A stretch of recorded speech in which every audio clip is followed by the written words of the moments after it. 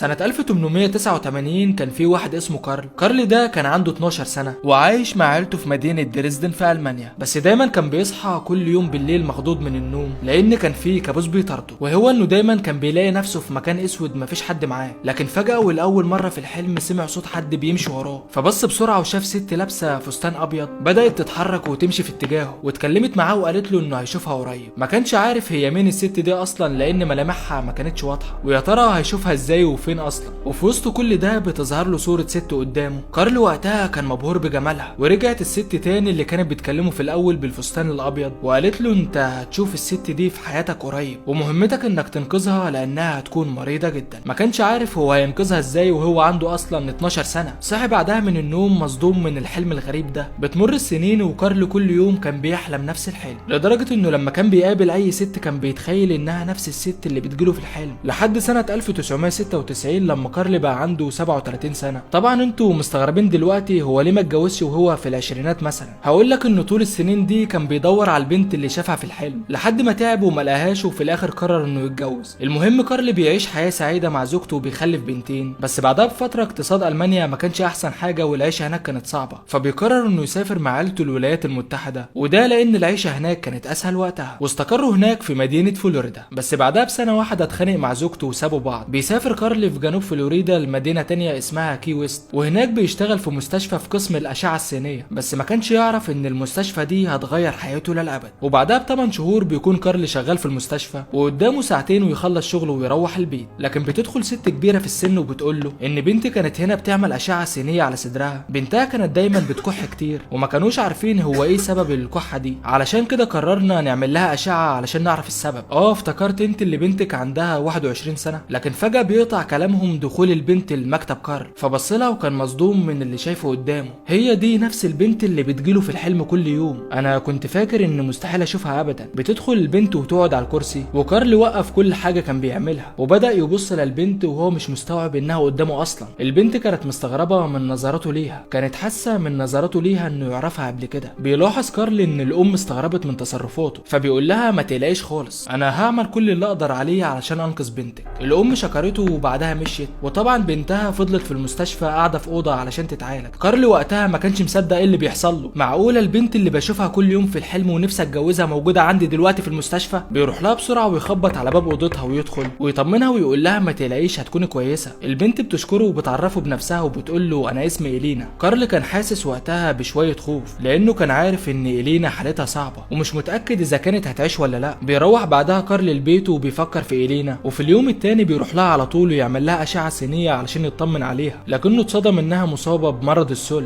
المرض ده زمان ما كانش ليه اي علاج خالص. المهم كارل حس وقتها ان الدنيا اسودت في عينيه. البنت اللي حلم بيها طول حياته شكلها كده هتموت. تخيل تقعد طول حياتك تدور على حاجة ولما توصل لها تضيع من ايدك. كارل كان مجرد شخص عادي، واحد موظف شغال في الأشعة السينية، ما كانش حتى دكتور مش عارف ازاي يعالج المرض ده. بس برضه ده ما منعوش انه يدور ويشوف حل علشان ينقذ البنت اللي بيحبها. كارل قعد سنة كاملة يدور في الموضوع ده، وطول السنة دي كان بيديها أدوية وبيحاول معاها، بس للأسف ده كله ما عملش حاجة. المرض سيطر على إلينا وبعدها ماتت. البنت اللي كارل كان بيحلم يشوفها ماتت بعد سنة واحدة بس من مقابلتها ليه. طبعا عيلة إلينا كانوا كلهم زعلانين عليها، بس زعلهم ده ما كانش حاجة قصاد زعل كارل عليها. كارل كان حاسس ان حياته انتهت بموت إلينا. في نفس الوقت عيلة إلينا كانوا بيجهزوا علشان يدفنوها، بس كارل قال لهم اسمحوا لي اعمل لها مقبرة كبيرة تدفن فيها، انا عاوز اعمل لها حاجة زي بيت صغير كده. طبعا عيلتها كانوا مستغربين من كلامه. وبعدين انت مين اصلا علشان تعمل لها مكان تدفن فيه؟ انت مجرد واحد كنت في المستشفى بتعمل لها اشاعة. بس كانوا فاهمين انه اتعلق بإلينا الفترة اللي فاتت علشان كده كان عاوز يعمل لها المكان ده. العيلة كلها بتوافق على كلامه وبيعمل لها مكان بتدفن فيه. الغريب انها بعد ما اتدفنت كان بيروح لها كل يوم يقعد في المكان ده وبيعيط، ودايما كان بيترجى إلينا اللي ماتت انها تسامحه لانه معرفش ينقذها ويخليها تعيش. عيلة إلينا لما كانوا بيزوروها كانوا بيشوفوه دايما قاعد عندها وبيعيط، بس كانوا شايفين انه اتأثر بموتها شوية والموضوع كان عادي بالنسبة لهم. بتمر الايام وبيعدي 5 شهور على موت إلينا، وكارل لسه برضه بيروح عندها كل يوم وبيعيط. طبعا وقتها عيلتها استغربوا، ما كانوش فاهمين ايه العلاقه اللي ممكن تجمع كارل الراجل الكبير في السن ده مع واحده عندها 22 سنه. عم إلينا قال له انت لازم تفكر في حياتك، ما ينفعش تيجي هنا كل يوم وتعيط، هي خلاص ماتت فلازم تنساها. بتمر الايام لحد ما بيعدي 7 سنين على موت إلينا، وكارل ابن العبيطه لسه برضه بيروح يعيط عندها. متخيل 7 سنين كاملين كل يوم بيروح عندها وبيعيط، اللي هو خلاص بقت عاده عنده، يخلص شغله مثلا ويقول لنفسه لما راح اعيط لي شويه عند القبر بتاع إلينا. طبعا عيلتها في الوقت ده كان لازم ياخدوا موقف، اصل دول 7 سنين يعني مش 7 شهور. بيروح له عمها وبيقول له كفايه لحد كده، إلينا اللي ماتت دي تبقى بنتنا احنا، انت مجرد واحد كنت بتكشف عليها، ويا ريت بقى كفايه لحد هنا. هات المفتاح بتاع الاوضه اللي إلينا مدفونه فيها وامشي من هنا ومش عاوز اشوف وشك تاني. كارل وقتها مشي فعلا، بس مشي هو المفتاح معاه. بقى انا افضل اروح لها 7 سنين كل يوم اعيط عند القبر بتاعها، وجزاتي بعد ده كله انك تاخد مني المفتاح؟ طب وفي السنين الباقيه من عمري دي هروح فين؟ هصطاد سمك؟ لا يا عم، انا المفتاح في جيبي اروح لها وقت ما انا عاوز. بس بعدها باسبوع اخت إلينا بتقرر انها تروح له علشان تاخد منه المفتاح. بتركب عربيتها وبتتحرك في اتجاه بيت كارل لحد ما بتوصل عند البيت بتاعه. كانت شايفه ان الشبابيك اللي في الدور الاول كلها مفتوحه، ده غير ان البيت كله كان منور من جوه. عرفت وقتها ان كارل اكيد موجود في البيت ده كله وهي لسه بتسوق العربيه وشايفه البيت قدامها. لكن فجاه بتشوف كارل لابس بدله وبيرقص مع بنت في البيت بتاعه. هو مش كارل عايش لوحده؟ امال مين البنت اللي بيرقص معاها دي؟ طب خلاص بقى هبقى اجيله في وقت تاني علشان شكله دلوقتي مش فاضي. ولا اروح له دلوقتي؟ انا بقول اروح له دلوقتي واخد منه المفتاح علشان اخلص بقى من الموضوع ده. بتنزل من عربيتها وبتروح لكارل وبتخبط على باب بيته، وكانت سامعه موسيقى صوتها عالي جدا. الظاهر كده ان عمك كارل خاربها جوه، بس على مين يابا؟ وربنا ما انا ماشي غير لما اخد المفتاح وادي تخبطه تانيه. وفجاه الموسيقى كلها بتقف. اتاكدت وقتها ان كارل اكيد موجود في البيت، فبتناديله بس ما بيردش عليها. بقى انا اجيلك المشوار ده كله وفي الاخر تعمل نفسك مش موجود في البيت؟ يا ابن النصابه. طب ايه رايك بقى ان هقعد اخبط على بيتك لحد الصبح وادي تخبيطه وكمان واحد علشان ما سمعش الاولى؟ المشكله ان كارل وقتها كان عامل نفسه ميت ولا كأن حد موجود في البيت. فبتتعصب اكتر وبتقول له انا عارفه انك جوه وافتح لي الباب بقى علشان مش هكسره على دماغك. وفجاه بتسمع صوت حد ماشي جوه البيت، وكارل بيفتح الباب ويقول لها انت عاوزه ايه؟ طب ممكن بس ندخل نتكلم جوه؟ هتسيبني كده واقفه على الباب؟ هسيبك واقفه على الباب. في نفس الوقت بتشوف الست اللي كان كارل بيرقص معاها قاعده جوه على الكرسي، وكارل بيقفل الباب في وشها. وقتها فلوريندا كانت مصدومه ومش مصدقه اللي هي شافته. هو اللي انا شفته ده بجد ولا ايه؟ البنت اللي انا شفتها قاعده على الكرسي جوه هي اخت إلينا اللي ماتت. ما كانتش مستوعبه ومش عارفه ايه اللي بيحصل. ازاي إلينا اللي ماتت ومدفونه في قبرها موجوده دلوقتي في بيت كارل؟ اتحركت بسرعه علشان تبلغ الشرطه، وبعدها بنص ساعه بتوصل الشرطه وبيخبطوا على كارل، لكنه بيقول لهم محدش هيدخل جوه، مش هتفرقونا عنها ابدا. بس الشرطه بتدخل غصب عنه وبيشوفوا ان إلينا فعلا اللي موجوده معاه. المشكله ان بعد موت إلينا ولمده 7 سنين وهي موجوده في بيت كارل، الشرطه كانت مستغربه وسالوه ازاي تخلي واحده ميته عندك في البيت. فقال لهم ان بعد موت إلينا كنت دايما بزورها في القبر بتاعها، كنت بتكلم معاها وبحس انها بتكلمني، لحد ما في يوم قالت لي انا زهقت من المكان ده،